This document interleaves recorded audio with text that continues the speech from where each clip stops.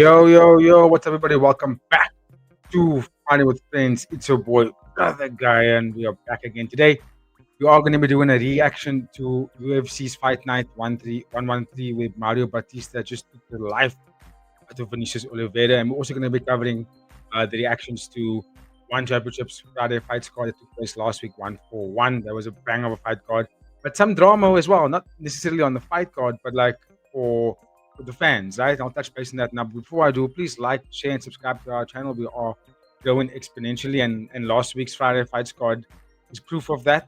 But let me talk about it a little bit before I get into the reactions of this fight card. I will start with the UFC, but before I get into that, I just want to say, firstly, big thank you goes out to every single person that was involved for our live watch along of One Friday Fights 141 last week. It was something that put me in a position where I actually didn't know what to say because I was so overwhelmed, not necessarily in a negative way, but just I didn't know what to do with what I was witnessing. And what I witnessed was our Friday Fights card smashed, our live watch along smashed the numbers we've ever expected. Right? We got 6 new members. Big thank you to that. Big shout out goes to all the guys that have signed up to our membership program. So well done. Much thanks to all of you. Look out, we're all going to be bringing you guys some exclusive content for only you guys, the members only.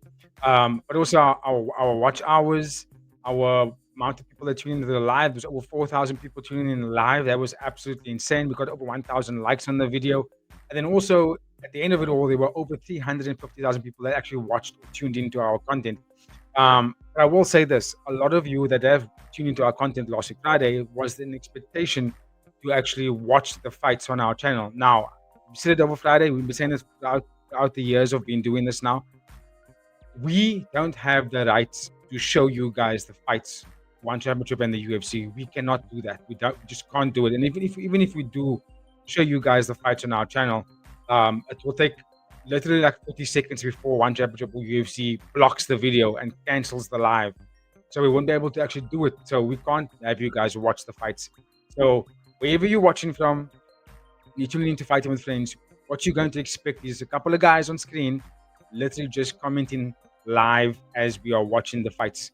That's what our watch alongs are. We don't have the rights from ONE Championship or UFC to show you guys the fights. You have to watch it from wherever you are in the world, whether you get in a VPN or you sign up to the program. We've got a membership for Amazon Prime, for Paramount Plus, or if you've got a membership with Bain Sports or Sky Sports, or you've got a membership with ONE Championship's new membership package they have on their website. You pay that subscription, you can watch those fights. Otherwise, it's going to be free on YouTube. I've now noticed that ONE Championship has a monthly subscription fee, but it's only for the Thailand people.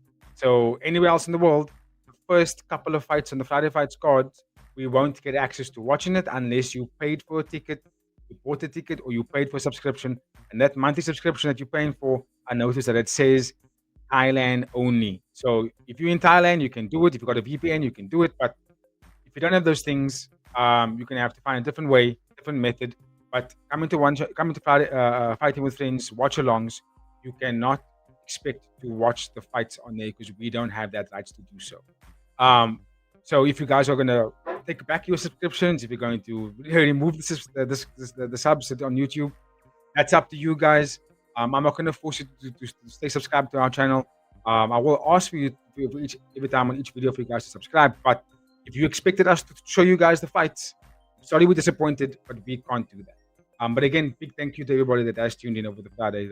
That's a lot of love felt by you guys, and it's really something that we hope to continue and to level up that content for you guys, right? But for those who have signed up to the membership program, keep looking out. We are going to be dropping exclusive membership content, talking about interviews with fighters and coaches and other big community members around combat sports. We're going to bring them onto our channel, and yeah, you will be able to watch it live, but then once it's done, it's going to be for members only. If you missed it live, subscribe to the membership program to get access to these interviews again day after. But much love to all of you guys that are tuning in. Now, let's get into the content today. Let's get into the reaction for today. And we're going to start with UFC Fight Night 113, or better known as the Apex cards, but they are numbered, by the way. And we had a main event where we saw Mario Bautista, literally, like I mentioned, taking the soul out of Oliveira. And I'm going to say this now. I'm not buying into the hype of Oliveira. I didn't, from all the highlight reels, I didn't buy into even what he was doing outside of UFC. I just didn't buy into it. I felt that the antics were too much. There was too much hype around what he was doing, rather than like isolating who he's fighting. Is he being tested? What kind of opponent calibers is he going up against coming into the UFC, right? And Mario Bautista was the test. This was like the guy now. It's like if you can't get through Mario Bautista, you can't even look at the top 10, my friend. You know what I'm saying? So I think this was going to be a big test for him because it was going to be someone that is not going to get KO'd, someone that has got a high IQ of fighting, someone that's got an endless gas tank and gets better as the rounds go on, and can wrestle almost endlessly.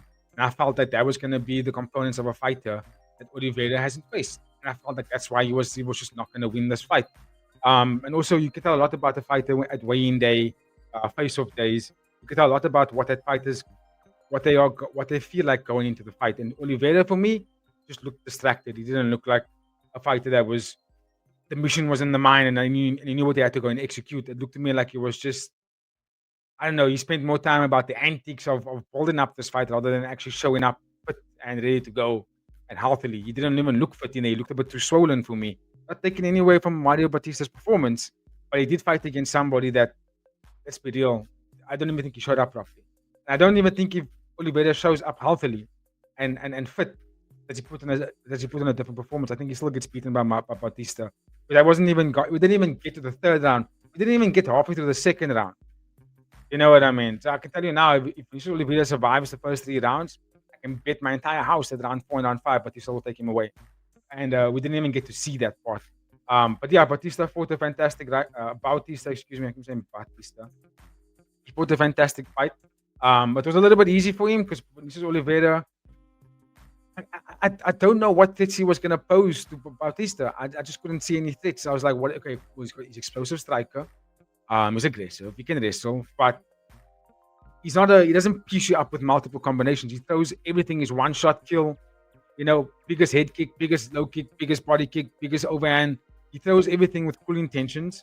But I mean, that requires so much energy. And that's why I don't think he's a 5-round fighter or a 3-round fighter. He's going to have to change that. He doesn't pop the jab out and then like tap you and look for different avenues of the fight to sort of not necessarily losing rounds, but to sustain his energy, but still stay on top of the fight. He doesn't do that enough. And Bautista does that. That's one of his best strengths, Bautista, is that he can sustain pressure on you, but without really burning his own gas tank. He's very good at doing that. And that's why he wins a lot of fights. Bautista was just too strong. I thought that Oliveira looked weird, that he was tired after the first 3 minutes. I was like, Bautista didn't even put any heavy, extensive training wrestling on him yet, and he was already tired. And that's why I was like, this is going to get him out of here early. Might even finish him. And I predicted the fight to go the distance. Um, but like a 5-0 shutout. Like it wasn't even going to be close. Maybe even get the finish in the later rounds. And I felt that he was going to get the finish due to Oliveira fading in the later rounds. But Oliveira faded early and it led to the finish. So I was like, my prediction was kind of like the outcome was kind of correct, just the wrong round. And it was purely because of Oliveira getting tired so quickly. The way Bautista was able to hit the body and take him down with ease, and then chain the moves from double underleg, from double leg to a single leg, and then getting back up to clinch position and taking him down from there outside to the reversal. That reversal when he got taken down and swept him, and then got back on top, and then tried to cinch in a Kimura, but then transition from a Kimura into a rear naked choke. It was like, bruh, it felt as if the skill level between the two guys were so far apart. I'm doubtful that Oliveira will even catch Bautista in this lifetime before Bautista retires or whatever. You know what I mean? That's how far apart they were skillfully, and also that kind of beatdown indicated to me that okay, a couple of things. Either Oliveira didn't have a very good weight cut, had a very poor camp, so he was unhealthy coming into it. He made mention about having a broken hand last year, a broken arm last year, and he was still recovering from that.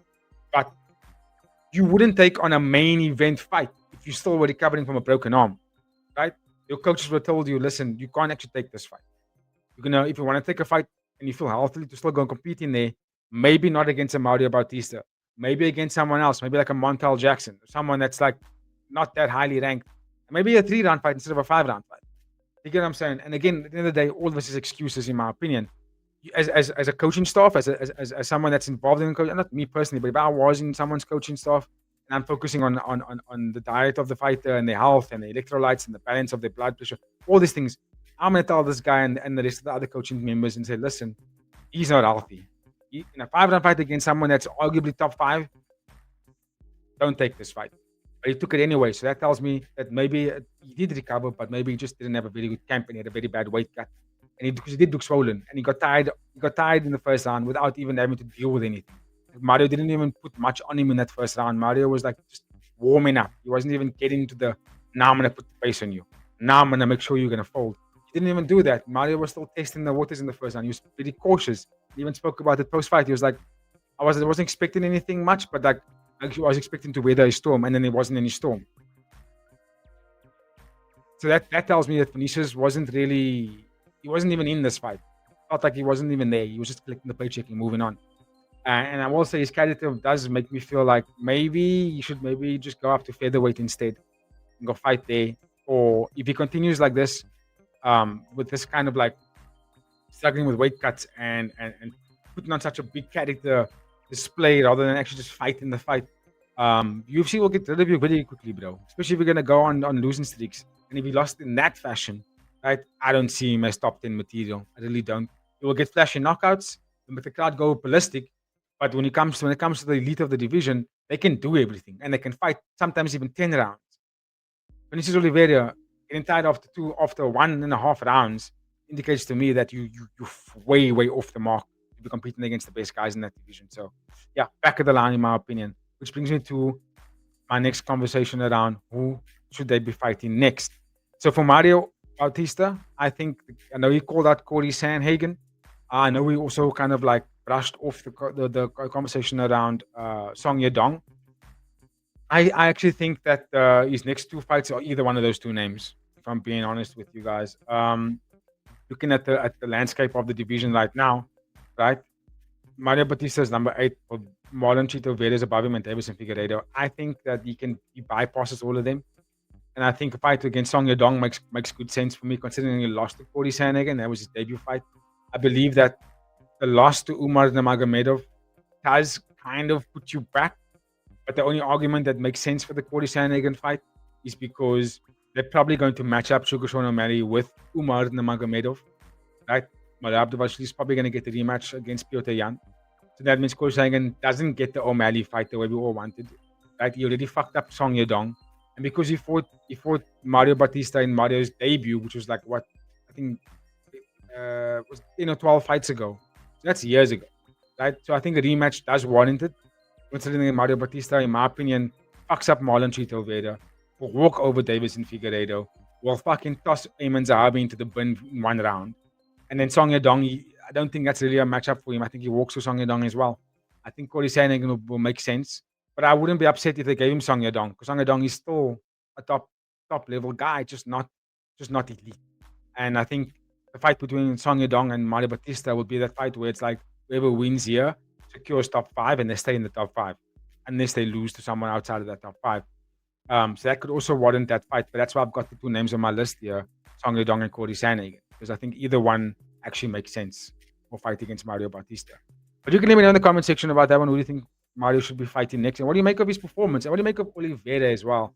Do you think that his antics outweighs his actual performances? And is he actually top class? Can he go on a run and crack the top 5, top 10? I'll have to get your thoughts. In terms of Oliveira, who I think he should be fighting next? In my opinion, give him Peyton Talbot. Straight up. That's the guy I think is where they're fighting. And to be quite honest with you, if he can't put Peyton out, if he can't knock Peyton out in that first round, I think Peyton fucks him up for the remainder of the fight very easily. Peyton's, in my opinion, is a much better fighter than Vinicius Oliveira. And that's got nothing to do with biasness. I just think stylistically, fight style, growth, IQ, different avenues. I think Peyton can scrap and he can roll, he can jiu-jitsu, he can grapple, and he's younger and he's got good stamina. He can go and he can only get better from here. Oliveira, slightly older, still fairly young, can get better, but I don't think that he can get much better than what we're getting from him now, unless he changes camps and maybe becomes an intense wrestler or intense jiu-jitsu guy. But I feel like his fight style is so explosive that it doesn't take him into the elite it puts him in that bracket of like your fan favorite, and you can crack a lot of guys, you can get a lot of highlight reel finishes, but I don't think you're ever really going to be a championship material guy unless he changes his game. Because there's always going to be a guy like Mario. It's entirely in that top five. They all fight like that. They will just take you down and they'll fuck you up. And they know your weaknesses and they'll exploit it. That's what makes him so good. He's just the kind of guy. What I'm seeing, he still fights like he's fighting for the fans. I'm gonna put on a show. I'm spinning wheel kick. I'm gonna do funny stuff and get my highlight reel, get the paycheck, get the bonus. That's what he's there for. And if you want to fight for a championship, you can't do that all the time. You're gonna have to fight high IQ, intricate details, some small things that make up big results. That's really what it comes down to. And this is for me doesn't show me that he's there yet. That's why he got out muscled by Mario Bautista, guys. Made it look so easy. Let's keep it moving. Right, we're gonna go to the co-main event. Again, levels of the class of fighters is so different here. We had a fight between Amir Albazi, at the time ranked number 6 in the division of flyweight, taking on arguably one of the best flyweights currently in the world right now, in Kyoji Horiguchi.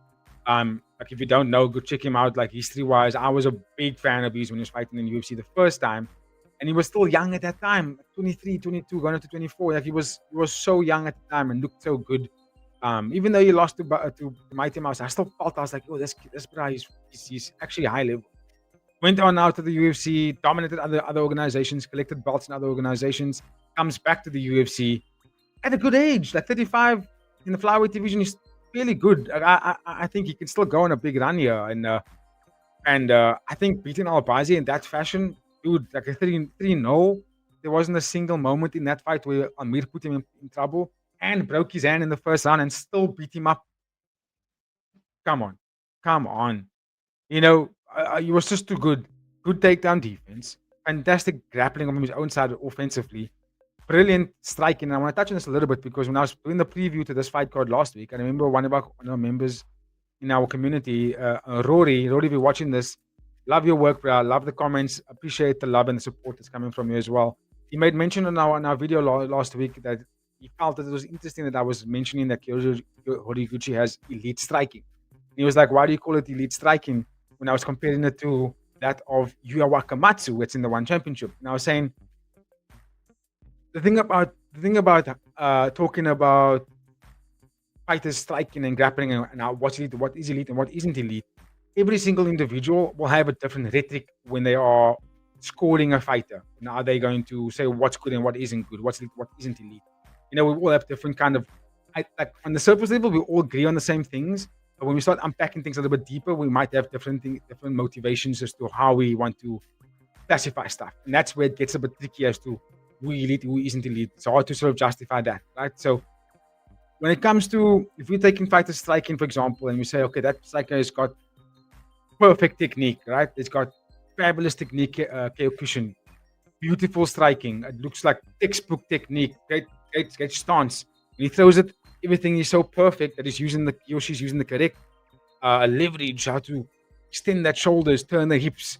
You know what I'm saying? Like we go, okay, that's perfect technique. They have to be elite at it, right? But when it comes to MMA, I think it's a little bit different. We have to look about it differently. And this is why I said Kyoji Horiguchi and Yuya Wakamatsu striking is elite. And he said that Yuya Wakamatsu is actually terrible compared to Kyoji Horiguchi. And I kind of agree. It's not as elite as Kyoji's is, but the blueprint, if you take a silhouette of those two fighters out and you put it into a video and watch it, it's almost identical in the way they move. It's literally almost identical. But this is what makes it elite and not elite for me, is when it comes to MMA, right? It don't matter how many fucking black belts you got in any discipline, right? In MMA, that don't matter because you have to combine all the disciplines together. So you can have 4th-degree Dan black belt in Kyokushin. When you're coming into MMA and I have 2-time Olympic grappler and I take you down, what the fuck are you going to do? I'm taking your neck, my friend. You get what I'm saying? It changes everything, right? So Kyoji Horiguchi, what makes him elite for me is that he doesn't only, his striking is it's so effective. It's so effective that it makes him win fights. And he collected belts that way. You know what I'm saying? He knows how to blast the calf kicks. He knows how to attack the stomach. He knows how to throw over and rights. His jabs come from darting forward and in and out and then throwing a jab when you think he's just going to dart forward and feint, but then he throws a jab. Like he's striking in such a way that it may not be the perfect technique or karate, or for taekwondo, or for boxing, right? But when you mix it together in MMA, when you have to, it's so effective. The fighters fold to it. They just know how to deal with it. Just like Dricus du Plessis, people laughed at his technique all the way, but the man's a K1 champion. You get what I'm saying? Like you're striking if it's effective, and fighters don't know how to fucking deal with it, and you're beating them and you're knocking them out, or you're making them fall down, and you're getting submissions from it, and you're getting opening grappling changes from it, dude. Then I call it elite because you're winning fights by it, and people don't know how to deal with that shit. So I quite like the way Kyoji Origuchi strikes. It's in such a way that it's dynamic enough to make fighters struggle. They don't know what to do. So I just go there and box with him, but then you get clipped, and then he's taking you down. He had Albazi rocked so many times in that fight, round one and round two and round three. Albazi was looking like he was walking into another Brandon Moreno fight. This bloody mess all over his face, clueless on what the fuck to do. Can't get any grappling exchanges in his benefit. Can't strike with him. And Albazi's got good boxing, but Albazi couldn't even deal with it, right? And that's why I'm thinking Kyoji Origuchi, we have to really put respect on this guy's name, because so he's not new to the sport. This guy's been around for a while, and he's been dominating scenes for a while. And if you look at the landscape of this division, right, he can upset the apple cart. He really can. Kyoji Origuchi can really do that, which brings me to my next point of discussion here. So watch the fight. It was three round dominance in every facet of MMA, and he still believed he had an underwhelming performance. But in my opinion, it was a shutout. The fight wasn't even close. It wasn't even close. Right? So I think he deserves every accolade for that performance. And I know there's conversations around title shots, and apart from being in the UFC and coming back as well, he's a champion. He had to relinquish the titles and came back to the UFC. The age that can kind of push him there to get the title fight, but in my opinion, there is one guy. There are two guys that deserve the title shot first, right? And that's Tatsuya Taira and Manal Kape, because they've been in the division a little bit longer. They've been in the top 5 for a while. Tatsuya Taira took out Brandon Royval. He lost to Royval, I think, right? But who did he beat in his last fight? He took out a top name in his last fight, Tatsuya Taira. So for me, he beat Brandon Moreno, right? Dude, and he beat him in a very good fashion, dominant fashion, by the way. And I always rate Brandon Moreno. So you got to put respect on Tatsuya Taira's sort of name, right? I think he deserves that fight. So if he doesn't get a title shot, also depends on what Pantoja does, right? Does he come back? How soon does he come back? But if he's saying July, August, then I'm saying Van has to fight before that. And then if he is fighting before that, Van gets, in my opinion, he gets Tatsuya Taira. Now, I know Manal Kape is ranked number 2, right? And Manal Kape just knocked out Royval, I think it was. Yeah, finished him. And I was like, oh my word, right? If you don't want to give either of them the title shot, they must fight each other. But they make a strong argument there. So I would probably go between Manal Kape and Tatsuya Taira. Whoever gets Joshua Van next, probably going to be Manal Kape. Now I would say Kyoji Origuchi gets Tatsuya Taira. If he doesn't get Tatsuya Taira, he gets Brandon Royval or Brandon Moreno. Moreno's fighting against I think he's fighting against Asu Amabayev. I think it's next weekend. What mistaken? Or is it this current weekend? I know he's got a fight coming up very, very soon. No, he's got Chris Kavanagh. That's in March. Oh, big fight. Chris Kavanagh. It's a big fight with Chris Kavanagh. So, Lonnie Kavanagh. So I think that he's got that fight in March. So I personally feel like Kyoji Origuchi, he's going to get either Manal Kape or Tatsuya Taira next. I don't think they're going to give him Van. I think he has to go through one more first. And if he gets through one of them, because those are the two guys next in line. If he gets through one of them, for sure he gets a title shot. But that's what I think about Kyoji Origuchi's growth. In terms of Amir Albazi, I think he's back at the line for him, and he loses number 6 spot now. He either gets Alex Perez, who's now got a good win streak against a fight I thought he was going to lose to. Pardon me. And if he doesn't get Alex Perez, the likelihood of his next opponent will probably be the guy who was in the stadium, and that is Steve Ercik. I think Steve Ercik is a big step up. Not a big step up, but I think that's the progression. Amir Albazi is on 2-fight losing streak. Couple of cancellations in some of his fights over the last 3 years. Too inconsistent for me to hold the ranking that high. So he's going to have to go down. And Asu Amabayev has got an opponent. I'm not too sure where Tim Elliott is. Steve Ersic and Alex Perez are ranked number 10 and number 11. They just underneath Kyoji Horiguchi, who just beat Albazi. So Albazi is going to have to come down a couple of places for me. And the next fight for him is probably going to be Alex Perez or Steve Ersic. Give me your thoughts in the comment section, guys, while we keep it moving to the next fight. I'm going to sort of briefly go over this one just because I actually don't really give two flying shits about these guys. Heavyweight division is just difficult to get behind for a number of reasons. The division is like weird. There's only a couple of guys you really want to watch. Fights aren't that entertaining, especially when they're just like pinching for 15 minutes. That's what we got in this fight over here. I thought Almeida was going to do to Rizvan what Rizvan did to Almeida in this fight. And I'll be honest with you guys, if heavyweight guys are going to clinch up against the ropes, up against the fence for 15 minutes, like, it's hard for me to commit. And I'm a big fight enthusiast. Like I watch fights. I've been watching fights my whole life. I've been involved in the sport. There was a time where I took part. I had my stint, and I love the sport. And I can watch fights, no matter how boring they are. I can watch it. I can really like give. I can perk myself up to watch it and go, yeah, like I'm gonna be entertained. But the heavyweight division has really, really, really become boring to watch over the years. It really has. Um, and this fight was one of those fights. So yeah, well done to Rizvan. Can't really say much, bro. So I'm gonna go Rizvan versus Walter Walker next. Rizvan wasn't even ranked, and he took on Almeida. Um, I don't know. I can't even think about. I can't get excited about who they're gonna fight next. When it comes to heavyweight division, I don't even care what they do. Just do what you need to do. And when there's good fights, I'll tune into it. If there isn't, I'm just gonna bypass them like this one. But if you guys have got opinions about this fight, if you want to think who and what next, let me know. I've just got on my notes Rizvan versus Walter Walker. That's all I can really think about. It's a natural progression for him. But if you think about the heavyweight division right now, Taito Iwasa is probably going to retire. Walter Walker's number 15. Rizvan's not even ranked. Mick Parkin's fighting against Mario Pinto next. Kamil Gaziev, I think he just lost to someone recently. Tajan Teixeira just beat Taito Iwasa. Ante Delicia's fighting. Oh, he's fighting Mario Pinto, isn't he? No, he's got Spivak, right? So I was thinking, okay, so who can Rizvan fight next, right? So I was like, maybe Walter Walker, one of the up and coming guys is on a big streak, so he can claim a ranking, right? And then for Jelton Almeida, because he's ranked number 6 and he lost this fight now, the fighter that makes sense for me would be either Marcin Tybura or Derek Lewis. Derek Lewis still wants to fight. That's just what I think goes for him. That loss is big loss. Or he could even get no, he's too high. But his wage is too high. But that's just what I think. That's just what I think about that fight.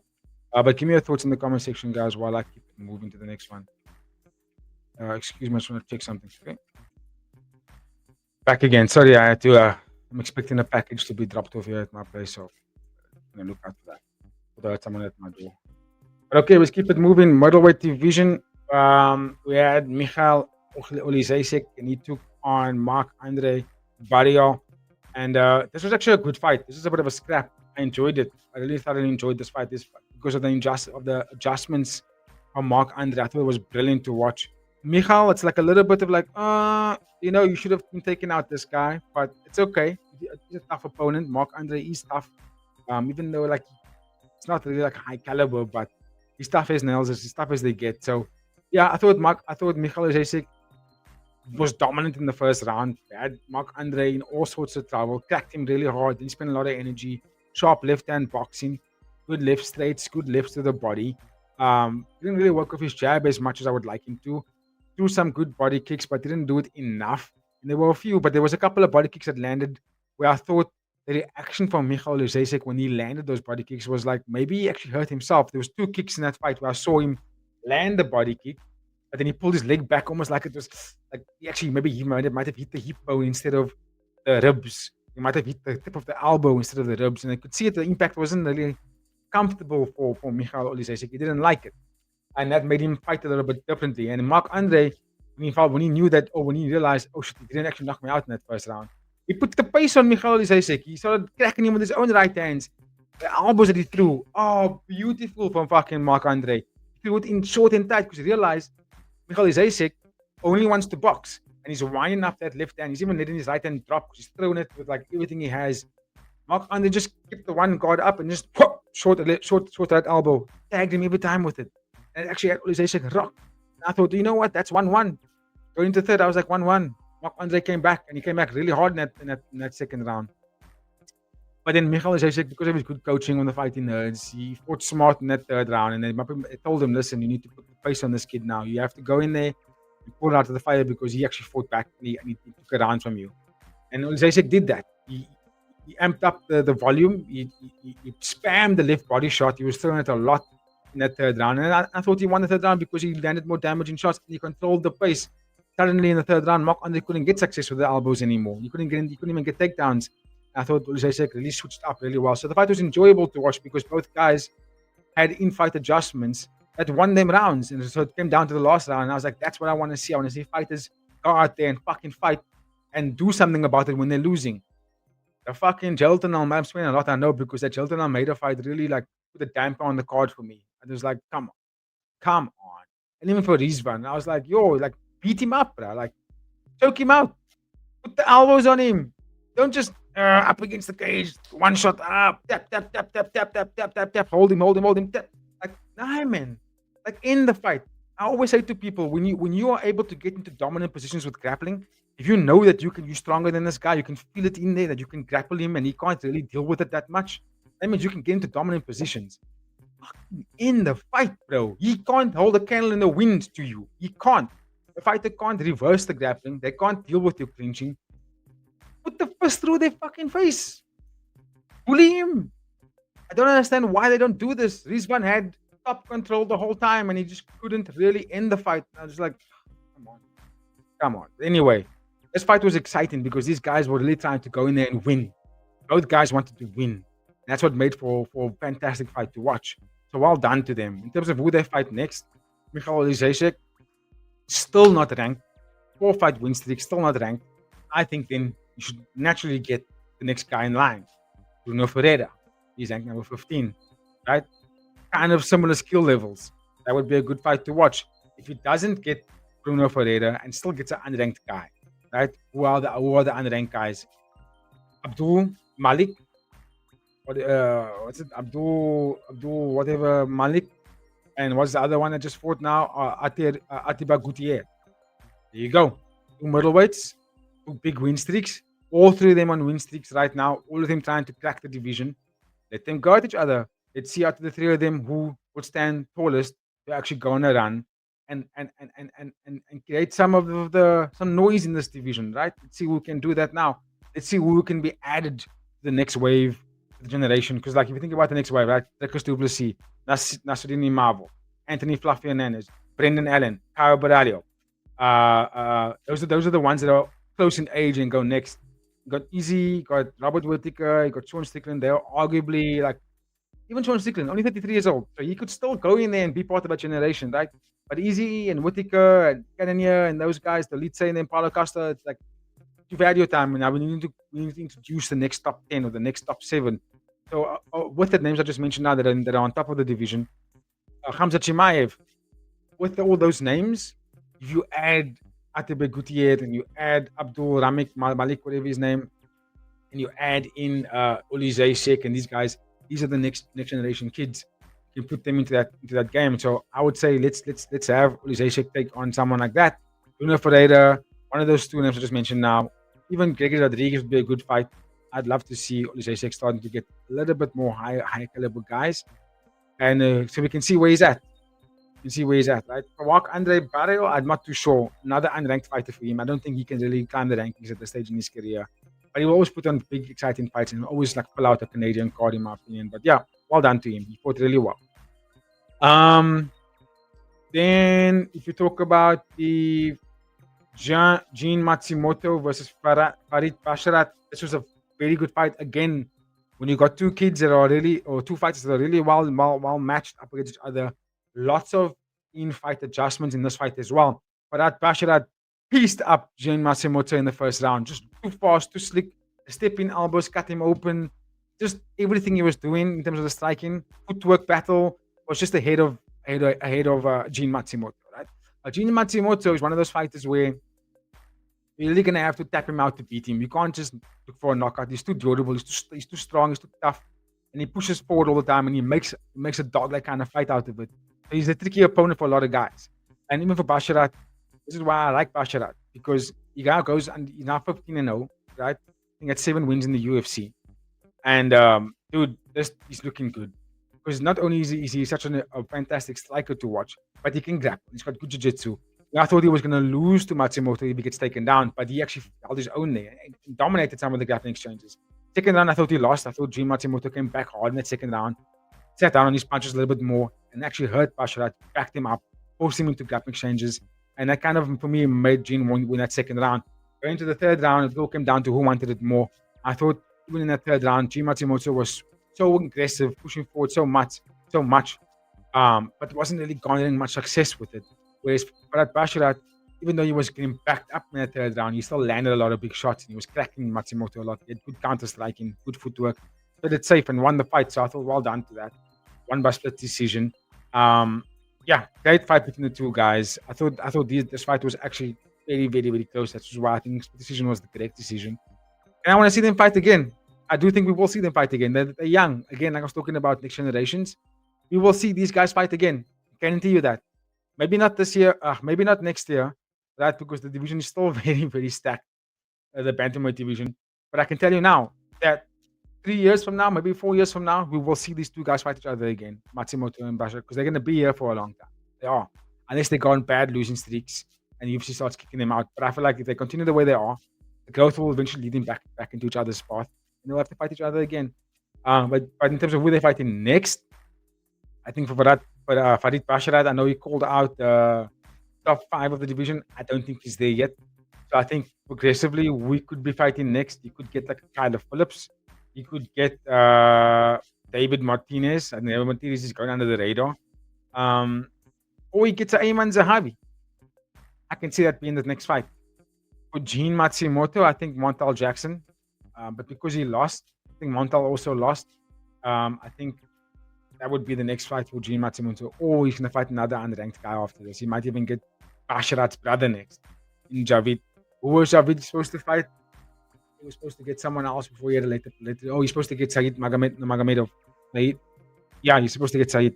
That could be another fight for Gene Matsumoto. We're not too sure. But give me your thoughts in the comment section. I just feel like that's going to be the progression for Matsumoto next as well. My next conversation is, so now I didn't really keep up too much of the other fights. Justin Jacoby, I didn't actually watch this one, unfortunately, but I believe he got a nice KO. Danchenko beating Alex Morono, no surprise there. I thought he was going to win anyway. I thought he might even knock him out, but he didn't. Nikolai Vedetenikov, oh my word, Nico Price looked so scared in this fight. Even when they were doing the announcements in the ring, Nico Price was like, you could see the shakiness in his face, and like he was saying, "Oh glory to God, oh glory to God," but his eyebrows was looking like someone that was a bit like sad, like, "Oh shit, I'm gonna." It looked like that. It looked like he was like I'm hoping God carries me through this fight, rather than like I'm gonna take this guy's head off. Like I'm gonna take him down. I'm gonna submit him, or I'm gonna take him down and elbow him. He just fought so scared in this fight, and Nikolai, I didn't even know how he makes the welterweight limit. He's a massive dude, and he walked through Nico Price like it was nothing. I'm surprised to see on screen that there's no KO bonus for Nikolai, because out of all the fights in this fight card, he got the best KO for me. In fact, he's the only one really. I think Dustin Kobe got one. But yeah, I feel like he should be getting a bonus for that, but he didn't. Bruno Brazil lost to Caitlin Souza. No surprise there. I felt like if Bruno Silva wasn't going to get comfortability in distance management, she was going to lose the fight, because Caitlin was just going to grab and hold her. That's what she did. Javid Basharat beat the late replacement in Gianni Vasquez. Wang Kong beating Eduardo Moura. I didn't watch this fight, but yeah, there you go, Wang Kong. Muin Gafurov lost to Jakub Wiklaks. Interesting fight, because Wiklaks had a very good first round. Then he got beaten up round 2, got beaten up round 3, and then to the last second, for some odd reason, Muin Gafurov shoots for a takedown and gets caught in a guillotine, which was threatened early in that round, by the way. He gets choked out and taps out before the bell rings, like 1 second before the bell rings. Even Wiklaks should be getting a bonus for me, but he didn't. That was a fun fight to watch because these guys were going toe to toe, and I thought Muin kind of gave the fight to Vakulet. I felt that if he actually just Vikalash, I felt that if he had just stayed on his feet in the third round, he would have walked away as the winner by unanimous decision, but he didn't. He gave the win to Vikalash. Claudia Sigula, she beat Priscilla Cachoeira. I didn't watch this fight either, so I don't have much to say. But we did come. I think AD came away with the parlay on this one. I know I didn't. My parlay cracked after Muin lost already, so there you go. But well done to Mario Bautista. I thought he fought a fantastic fight and deserved every little bit of the praises for that. But let me know your thoughts on that fight card, guys. Give me your opinions for this next one. I'm going to be moving to ONE Championships, ONE Friday fights, 141. Now, with this fight card, I'm not going to really talk about who they fight next, but more about the performances, right? Because ONE Championship still has not updated their ranking system. So it's very difficult to talk about matchups when you can't really, where you can't really look at the list, right? So hard to look at the list and go, okay, you fought him last, and you fought him last, and this is the rankings, and this is what the performances are like. That's will take time for me to put that system together and give you guys that next matchups. But I can talk about the performances, right? And I'll start from the top of the card. Main event, Kamawood fought against Samingdam, and this was a very good fight. Evenly matched guys, pretty much identical fight styles. It all came down to who was going to have dog in them to win the fight. What do you mean? Kamawood, I thought he was aggressive. I thought he was walking down Samingdam a lot of the times, but the success was on Samingdam's side of the things because he was actually landing more consistently. Samingdam has very good counter striking. I thought he did a fantastic job in the first round by just utilizing the leg kicks and the movement and landing the bigger shots on Kamawood and cracking him a lot of the time with the overhand rights, left straights. I just navigated him, hit and not be hit, and dealt with that pressure. In the second round, I thought Kamawood was super aggressive and actually started landing on Samingdam. Samingdam looked a little bit tired. He looked like he was actually fading in that second round. I was like, whoa, what's going on here? Kamawood was just on his face the whole time in the clinch, dominated the clinch, lots and lots of big knees. And I remember DSPV was asking me if I heard in the commentary on live where they were mentioning that the FA group gym in Thailand, they base their fighters around clinch fighting only, or at least primarily clinch fighting. I don't say only, but that's what they build themselves on. And Kamawood did that. Every time he got clinch, he had Samingdam struggling. He didn't know how to defend it. The knees in that clinch in that second round was just devastating, and it was fading. It was just melting Samingdam for that second round. In the third round, there was recovery from Samingdam, and what he did fantastic in the third round was he kept his distance and landed some heavy shots. He was wailing on him and then threw a calf kick every time he exited the pocket. When Kamawood did get the clinch, Samingdam threw a cross knee and closed down the spaces for any knees to come at him. Kamawood couldn't really land anything in the clinch. Even though he got it, he couldn't get the offense going in the third round, which then forced the referee to stop them, break them up, go back out in distance, and Samingdam got on his spike and established that distance with the jab and the twos and the body shots and the kicks. He established that again, and that's why he won the third round, which resulted in him winning 2 rounds to 1, getting the win by split decision. I thought he fought a fabulous fight. Again, in fight adjustments, shows you this guy's levels. Now, again, I'm not too familiar of who they're going to be fighting next, right? Because there's so many of these unranked guys. There's so many fighters on the Friday Fights fight card that aren't ranked, doesn't have a contract, but fight so consistently. Makes you go, okay, so who should Samingdam get next, right? Honestly, I'm not too familiar. I can maybe think about who he lost to, right? He's on a 4-fight win streak right now. He lost to Akif Kulazada. He lost to Feng Wang, right? He lost to Rahum, who's probably not even in ONE Championship anymore. So it's like, okay, let's give him someone that he lost to next, or someone that's also on the rise, right? So he lost to Feng Luang and Akif Kulazada. He's not going to get Akif Kulazada next. So maybe Feng Luang. He might even get Sunrock again, considering that Sunrock lost to him in a very dramatic fashion, by the way. A questionable loss, by the way. So that could be a very good rematch. There's a young fighter on this fight card we'll get to next, who's also in the division, that's also on the rise, could also be a very good matchup for Samingdam, or a difficult fight for him, but a good fight for the fans, a good fight for the progression of the division. There's a lot of that's what I'm trying to say. There's so many guys that fight in week out in this Friday fight card. That don't even have contracts. That's the point I'm trying to make here. Is that if I look in my mind's eye right now and go through the list of fighters, there's just so many that can want to fight against Samingdam. That's what makes it so hard to nail down who next. So I think it will be very, very helpful if One Championship can release their rankings and not just top 5, but the top 15. That would be very helpful. It would be very, very helpful for us as fans and the matchmakers to know who next. But let me know in the comment section who you guys have for them next. Both guys. For Samingdam, 4-fight win streak, or come out with 5-fight losing streak. Let me know what you guys make of that in the comment section. Right now, I'm gonna keep it moving. Co-main event, we saw Det Chawalet beating Saw Min bantamweight Muay Thai fight. And again, this fight was such a one-sided fight. We didn't even get the option to choose Det Chawalet in our fight for our parlay. Oh, by the way, we hit twice on this Friday fight card last week. So big ups to the boys who made some big cash this past weekend. So yeah, Det Chawalet comes into this fight as a taller fighter, but very young, only 18 years old. But taller, more creative. So I mean, Min only has a 1 round in him, but he got KO'd in this first round. A little bit too reliant on the durability. Boxing defense was not there. Gets aggressive. Walks into a high kick from Det Chawalet. Det Chawalet just steps back. Right high kick. Kicks him almost out of the ring. He grabs the ropes, bounces off the ropes, comes back. First thing that Somin Min does when he comes back, he runs or he fucking just darts forward to Det Chawalet. Hands down. Comes forward. Walks into a right hand. It's KO'd.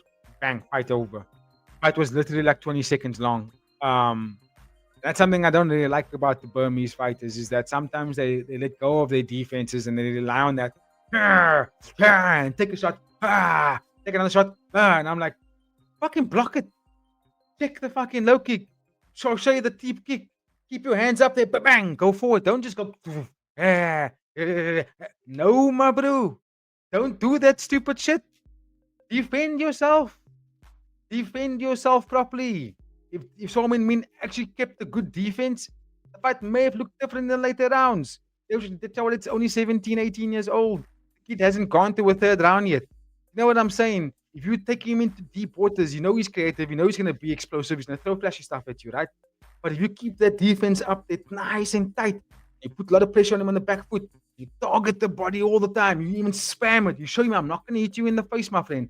I might even throw a jab out just to bring that, make you move your defense a little bit, but the power shot is going to go straight into your sternum, in that solar plexus, into the liver shot, inside low kick, outside low kick, deep to the body.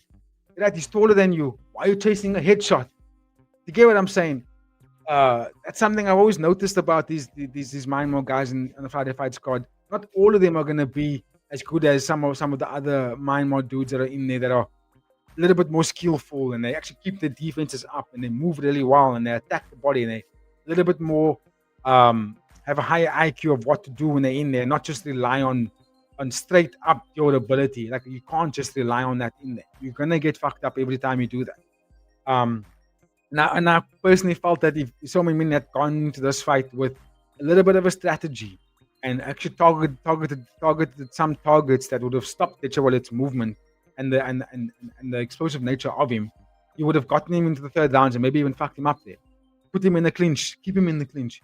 You know what I mean? Stuff like that. Don't just fight him straight up boxing or straight up striking from out on the outside and then like be aggressive and then head up in the air, throwing punches like this, and like you make it easy for someone like Det Chawalet. You make it easy for him to take you out.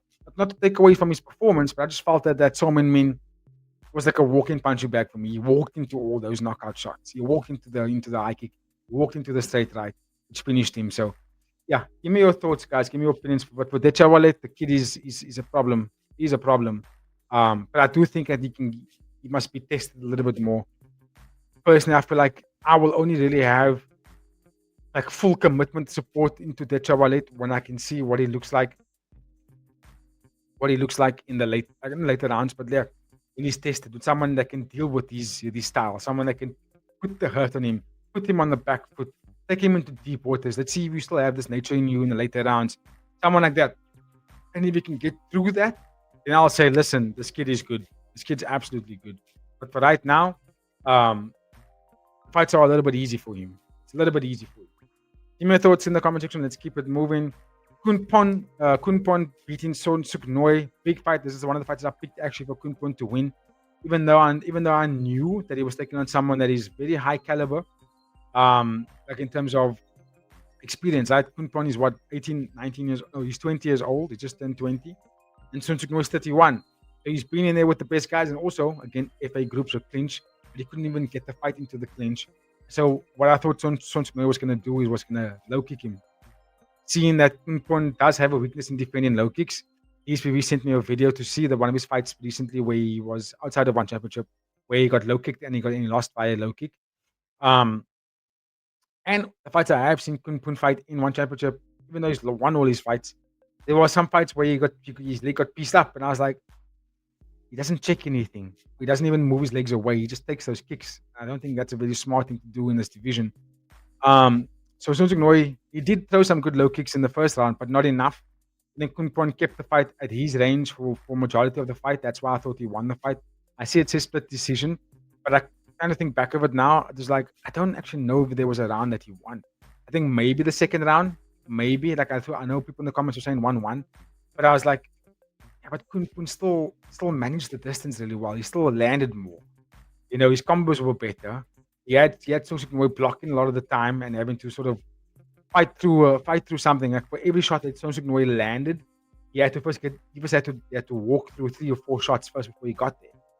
So it's like, how are you gonna give him the points if he's having to take damage first before he can land his big shot? You know what I mean? And that was the second round. In the third round, same thing. Kunpon he's like, okay, cool, it's a close fight. Let me walk away from him now. And in the third round, he just amped up his volume. And he kept Son Suk Noi at the end of his high kick the whole time. So it was like he's dominating the rounds. And when Son Suk Noi wanted to land good boxing shots, and he did land on him in the second round. In the third round, he couldn't be so active with it. Kunpon was able to navigate that. Land an elbow, land straight to high kick, get out of the way, move. And fought a smart fight, and that's why he won that fight for me. I agree with the decision. If it wasn't going to be split, I was going to give it unanimous. I thought he won every round. He's Kunpon, and that was one of the fights I actually picked on the card. And well done to him. Well done to Kunpon to getting a big win over a high level, experienced fighter in Son Suk Noi from the FA group. But give me your thoughts about that performance, guys. Strawweight Muay Thai, and one of the other fights that took place, Face Erwan knocked out Soon Wang U. Now, Soon Wang U is another guy who I think is good boxing out of the Myanmar teams. Let the way fighting. I thought he's got very good boxing, good target management. He chooses the body at good moments in the fight. But Rak Erwan didn't even allow him to do anything in this fight, though. First round, Rak Erwan walked straight up to him and punched the square in the face. Bang! Dropped him with a nice left straight. I think it was a high kick, with left high kick. Second, sorry, let me just remind myself how I got this. I'm just gonna quickly just remind myself here. I want to tell you guys the wrong thing. Yeah, it was left high kick. That should have ended the fight for me already. It was a left high kick. He gets up, smashes him with a left straight. I was like, I wouldn't even give him the 8 count, but he pops back up almost immediately. Then walks him down instantly. Throws him with a left straight and then a left knee, right? And drops him again. And I was like, sheesh. Kudos to Soon Wang U for popping back up literally like this. Like he got high kick was like, and then he pops back up before they even start the count. Second one, chases him down, left straight, drops him, right? He pops back up. If he doesn't even start the count, he comes up again. And then Irwan runs him down, throws a nice left straight, right knee, switches stance, boom, left, right hand, and into a left knee, drops him. And he pops back up again. But it's like, you got knocked down 3 times, bro. So it's like, what are you going to do about this? You know what I mean? Big win for Face Irwan. It's a massive win for him, considering that I think he lost his last fight in the fashion that he probably didn't like. And Soon Wang U also got a big win, but in his last fight. But in this fight, it wasn't even close, bro. So back of the line again for Soon Wang U. We'll face Irwan. Let's see what he does next in this division that's already stacked, bro. Stacked. Let's see what happens for him and which opponent he gets next. Mamuka Usabayan beating Yasan Eridad or Erad. Featherweight kickboxing, I will say this: Yasin Eridad is a very good prospect. He's young, he's got good boxing, he's aggressive. But I find that against the elite strikers, he's gonna lose all the time, and this was happening in this fight. Mamuka was so good defensively that Yasin Eridad didn't know how to deal with him. Mamuka, whenever Yasin would come aggressive with his boxing, Mamuka would just keep his guard so tight. He'll just move his head like this the whole time. And Yasin was just missing and didn't know how to deal with it. And when Mamuka would just throw in that moment, he will just boom, overhand left, actually drop Yasin with it. I was like, oh, good fight, bro. And he was doing that for 3 rounds. He was able to navigate this kid for 3 rounds quite easily. He didn't throw nearly as much as Yasin, but whenever he did throw, it was accurate. It landed every single time, whether it was a kick to the body, a low kick into a left hand, or a nice boxing shot to the body, and then come up with the right hand to the top. Keep the guard up there, feint, pull him into something, counter him. Mamuka was just better in every section of this fight. He was smooth as like butter. Didn't really get any KO shot, but he rocked Yasin every single time he landed something big on him. And again, the biggest strength for me in the fight was Mamuka's movement in his defensive positions. It was what made him win the fight. Because Mamuka wasn't the aggressor here. He was the one that was just, I'm gonna be the Almatador and I'm gonna beat you every time. Every time you're gonna come at me with a big shot, I'm gonna move, land, counter you, back you up, push you up, push you up, push you up, and then move back into range, recover, play defense, and you just fought a flawless fight. That's what it was. It was a flawless performance from Mamuka Usabayan. And again, good additions to the featherweight kickboxing division, right? I think it's very good because on live stream, a couple of guys in the chat, the squad was talking about this, and was talking about what does ONE Championship do when it comes to the heavier fighters. Because we've been frank, they primarily focus on bantamweight, flyweight, strawweight, atomweight. When it comes to featherweight and lightweight Muay Thai, it's like we don't see it enough. And there are very good fighters in the division, and we don't see it enough. So I want to give big respect to these two guys, and I feel like ONE Championship should consider putting more heavier guys in there. Maybe even start giving contracts out to some of these guys. They come from other organizations, so that fighters like Superbon and Noiri and Nabil in this division, even Wajima is out there as well. He's currently a featherweight guy. We can see them more active, and even in the lightweight division where we have Megan Urso, who's arguably one of the best strikers in that division in the world. We don't see them fight enough, and I want to see that more frequently. So maybe ONE Championship should start considering getting rid of the middleweight, heavyweight, light heavyweight guys in their promotion. So we don't see that fights even happening, and starts owning in on these divisions here, the 155s, the 170s, the 145s. Let's start focusing there. Maybe 145. We have 145s. 155s to 170s. Let's start focusing there a little bit more. Because there are killers in those divisions that should be fighting a lot more frequently in this organization. Give me your thoughts, guys. Gabrielle Moram, she beat Francesca Vera. I thought this was an interesting fight considering they fought before, and Vera actually won that first fight. I thought Vera was going to use her height and her dominance and also a strong boxing and her relentless pressure to beat Moram, but it was actually the other way around. Moram was the one that was using the relentless pressure and looked stronger. Francesca looked a little bit off the pace a little bit in this fight. I was like, not the same Francesca that fought against Vero. It's not the same. She looks a little bit slower, a little bit frightened, a little bit like not sure how to assert her dominance. She was on the back foot for every round. I thought Moram won every round, in my opinion. She was the one that did the Vera, what Vera does to other fighters. Strong, relentless, forward pressure, big boxing, whether it's in the clinch or out in mid-range, and just looked like she was not going to lose this fight every round. I thought that Moram had the face of someone that was, I'm going to bully you for every round. And Vera looked like she was trying to find ways to get back into the fight.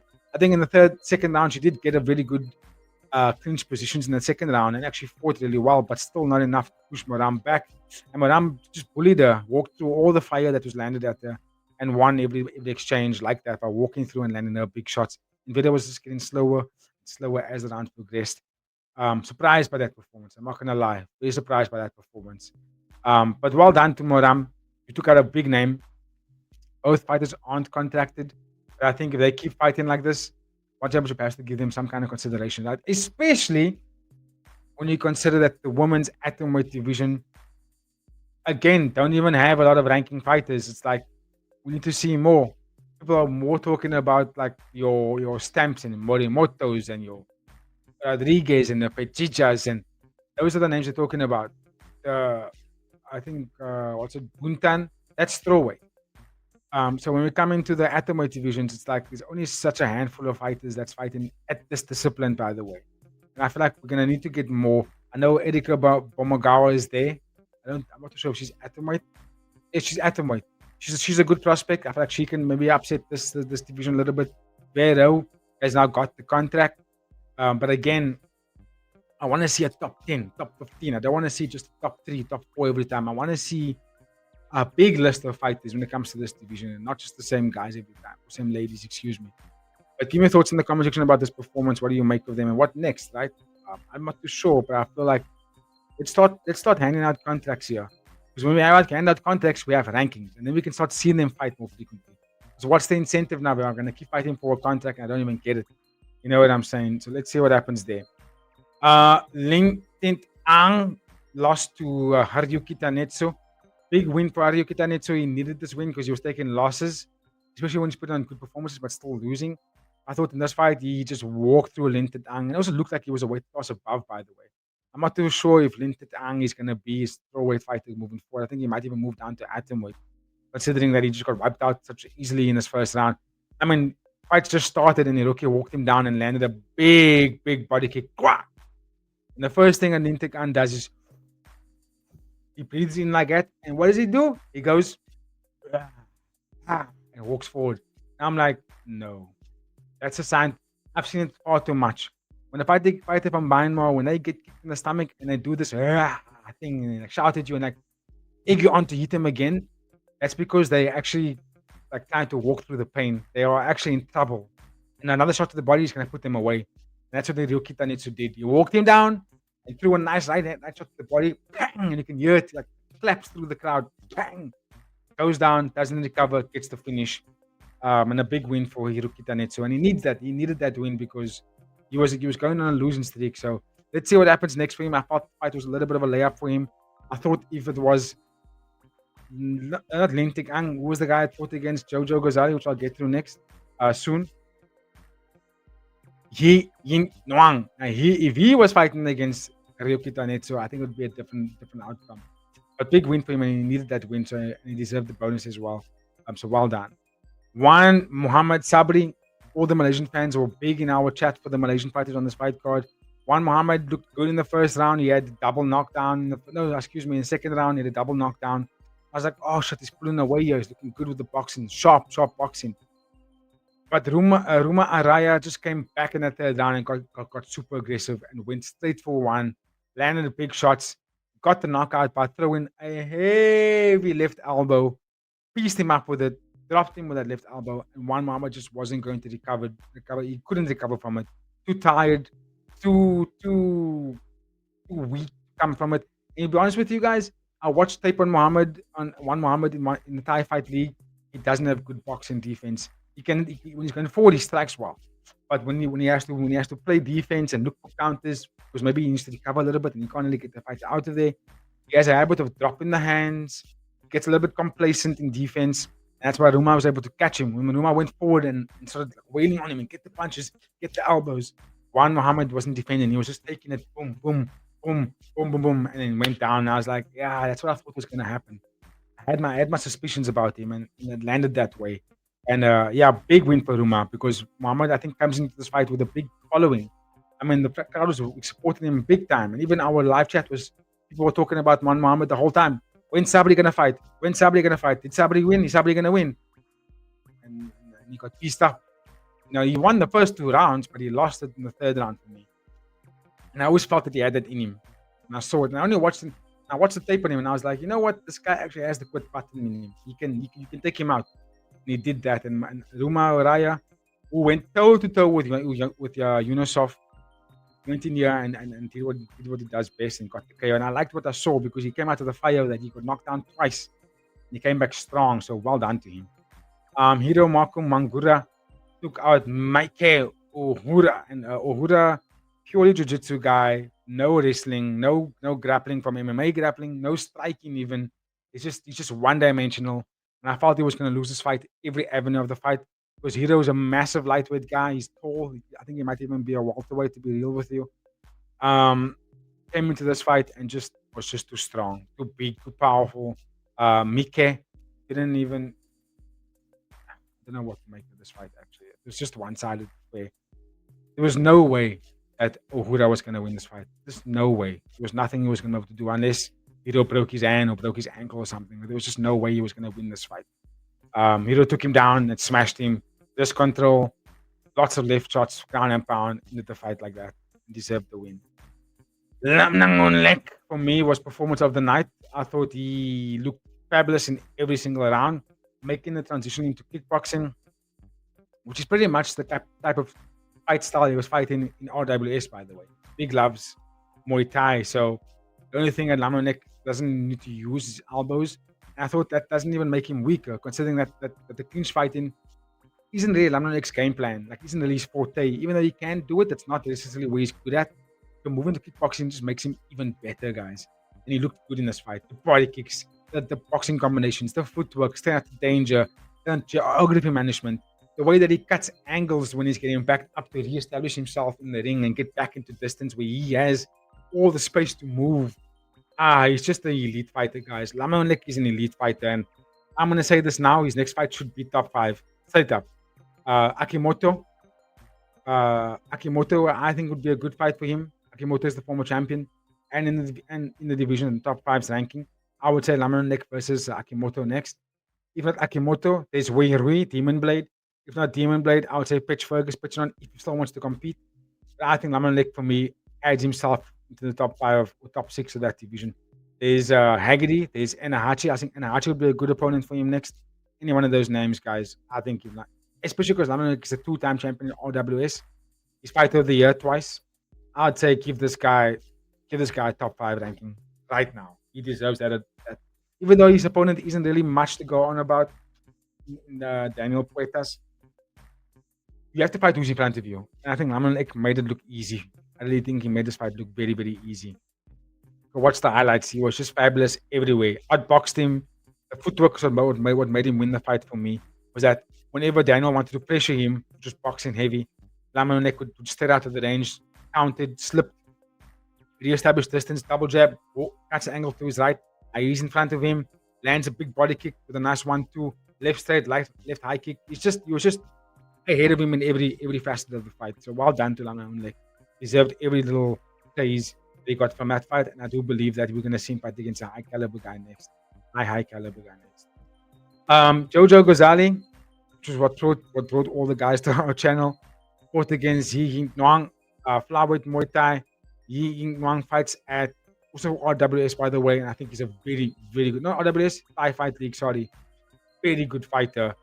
Fantastic left inside low kick and left body kick. Very twitchy. And won the first round for me. He actually beat Jojo in that first round because he was sharper and faster. But when the fight went on, you could see Jojo was able to deal with that stuff, and Jojo's shots started wearing on Yi Ying Nuang. The body shots, the body kicks, the overhands. There was moments in that second round where Yi Ying Nuang was just running away. He just didn't want to engage. He kept running away because he was recovering. He was taking deep breaths while running away. He was like, you could see his body was that close to folding. There were shots where he was like going down and like shit, and then tried to run away. And Jojo didn't cut him off well enough for me. Jojo just following him and then asking the ref to be like, yo, what's going on here? Wait, I think Jojo should have ran forward to him and phone boost him. Keep him there. Body, head. Because round 2 and round 3, Yi Ying Nuang had nothing. Absolutely nothing to threaten Jojo with. Nothing to threaten him with. There was nothing.